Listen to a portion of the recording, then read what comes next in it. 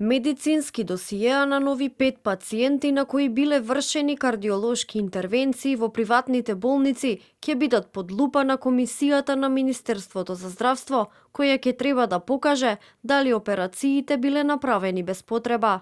Министерот за здравство Азир Алиу рече дека завршени се наодите на претходните 8 пријавени случаи, но досега се разгледани само од домашната комисија. Странско експертско мислење ќе се чека после изборите. Домашната комисија вчера имаше состанок, заврши со основните наоди случаи што ги имаме. Имаме уште 5 други, ќе продолжат во вторник. Надворешната комисија ќе дојде тогаш кога ние ќе бидеме спремни за да може да продолжиме. Договорени ли се тие доктори? Не се правно договорени заради законските пречки, вака се договорени. Тоа ќе биде после изборите потпишување на договорот со нив.